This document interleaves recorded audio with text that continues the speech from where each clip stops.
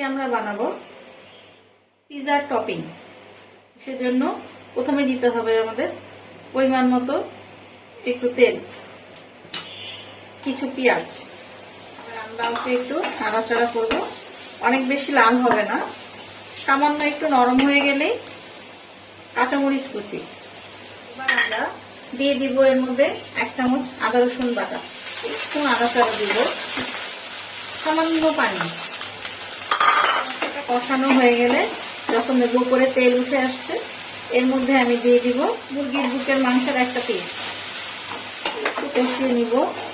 মাংসটা এরকম যখন একটু সাদা সাদা হয়ে যাবে, আদা সিদ্ধ, তখন এর মধ্যে আমি দিয়ে দিব পরিমাণ মতো লবণ।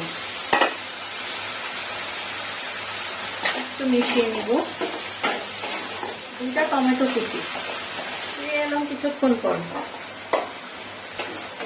যখন পানিটা এরকম শুকিয়ে যাবে, তখন অর্ধেকটা ক্যাপসিকাম কুচি একটু মিশিয়ে নিব। 1/2 চা চামচ গোলমরিচের গুঁড়া, সাথে দিব 1/2 চা চামচ চিকেন পাউডার, সামান্য সয়া সস। পানি শুকানো পর্যন্ত অপেক্ষা করব। পানিটা শুকিয়ে গেছে, নামিয়ে নেব। হয়ে গেল পিৎজা ফিলিং। প্রথমে এখানে নিয়ে নিব 600 গ্রাম ময়দা, চিনি দিয়ে দিব 30 গ্রাম, লবণ দিব 12 গ্রাম, গুঁড়া দুধ দিব 20 গ্রাম, ইস্ট দিব 16 গ্রাম। একটা ডিমের মধ্যে 300 ml পানি দিয়ে ফেটিয়ে নিব।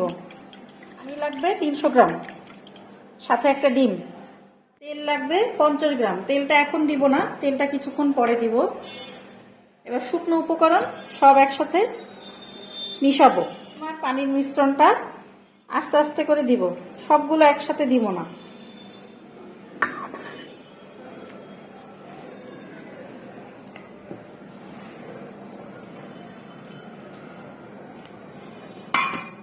এবার এটা খুব ভালোভাবে মাখাতে হবে। ফিরে এলাম 5 মিনিট পর। তেলগুলো এইবার খুব ভালো করে মিশাতে হবে। সফট একটা ডো হবে।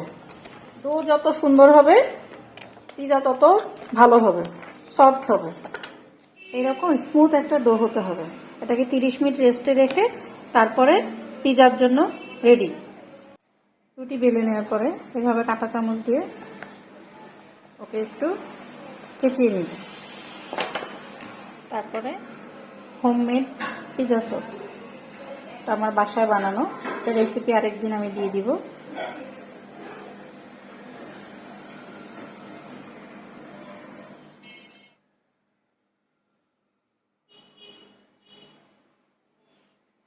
করে আমি উপর দিয়ে অরিগেনো ছিটিয়ে দিব। এইভাবে এটা আমি চুলায় রেডি করে দেখাবো। আপনারা যারা ওভেনে করবেন, আপনারা 180-তে দিয়ে 10 থেকে 12 মিনিটে পিৎজা হয়ে যাবে।